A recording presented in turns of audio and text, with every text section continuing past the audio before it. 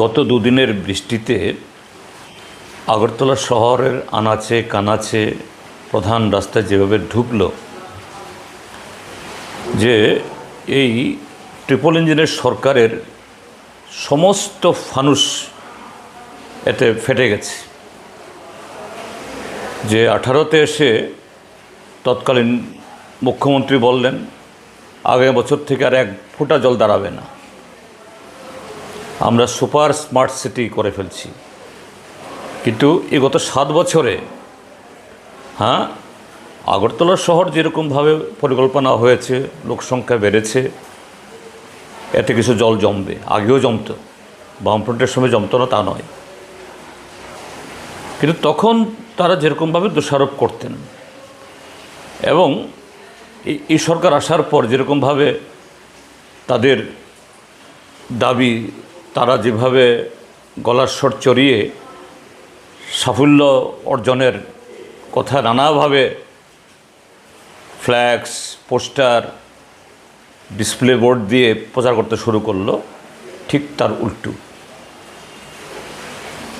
আমি কথা বলছি না কেন জল জমছে, জ্বলতেই পারে, কিন্তু এই গত দুদিন, তার আগে একদিন হঠাৎ অল্প বৃষ্টি হয়েছে, জল জমে গেল। কেন এসব? কেননা যে লোক দেখানো কিছু চকচকে তকতকে করেছে, আর বামফ্রন্ট সময়তে, সরকারের সময়তে যে সমস্ত স্ট্রাকচার করা হয়েছে রংচং দিয়ে, কিছু লাল নীল বাতি লাগিয়ে চমকানোর চেষ্টা হয়েছে, কিন্তু আসল কাজটা ওরা করতে পারেনি, করছে না। যাই হোক, এটা শুধু এই যে জনগণের যে দুর্ভোগ, এই দুর্ভোগের বর্ণনা করার জন্য বলছি না। আমি যে কারণে কথাটা বলছি, যে এখনও আসল বর্ষা শুরু হয়নি, জুনের শেষে নামবে। এটা প্রাক বর্ষাতে যদি এই অবস্থা হয়, আসল বর্ষায় কী হবে?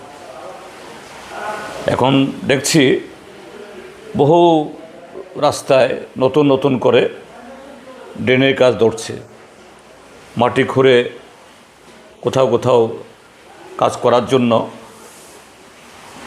জলের এই বাঁধ নির্মাণ করা হয়েছে। কি হবে ওই এলাকার লোকগুলোর?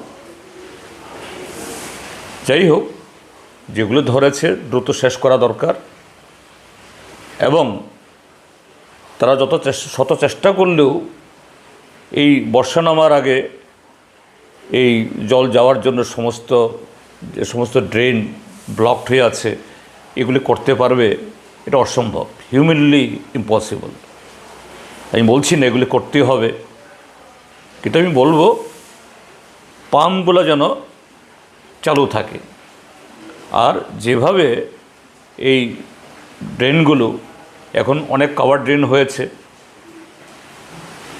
এই গত 2 বছর আগে বিধানসভাতে প্রস্তাব আসলো, মাননীয় আদালতও একটা রায় দিল যে প্লাস্টিকের ব্যবহার, প্লাস্টিক বোতল যত্রতত্র ফেলা, এগুলো বন্ধ করতে হবে। এগুলো নিয়ে মন্ত্রীদের বহু লম্বা চড়া বক্তৃতা আমরা শুনেছি। তারা প্লাস্টিক মুক্ত এবং এই যে নন ডিগ্রেডেবল পদার্থমুক্ত শহর বানাবে, অতি স্মার্ট। কিছু হয়নি, এবং এগুলি করার জন্য আসল চেষ্টাও করেনি। শুধু কিছু নতুন প্রকল্প দেখিয়ে সারা ত্রিপুরাজ্যে যা চলছে, এখানেও সেই কমিশন বাণিজ্য হয়েছে, ভাগাভাগি হয়েছে। যাই হোক, আমি বলবো সামনে বর্ষা শুরু হওয়ার আগে সমস্ত পাম্পগুলো সচল হোক, আর এই সমস্ত ড্রেন, উন্মুক্ত ড্রেন এবং কভার ড্রেন যেগুলো, সেখানে যে ময়লাগুলো জমে আছে পরিষ্কার করার ব্যবস্থা করুন।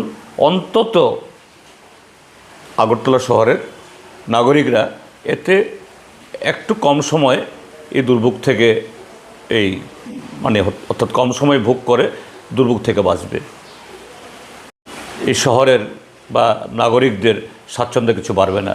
এই কাজটুকু করার জন্য আমি আগরতলা শহরের বাসিন্দা, একজন স্থায়ী বাসিন্দা এখন, সমস্ত নাগরিকের তরফ থেকে আমাদের রাজ্য সরকারকে এবং আগরতলা মিউনিসিপ্যাল কর্পোরেশনের কাছে এই অনুরোধটা জানাবো।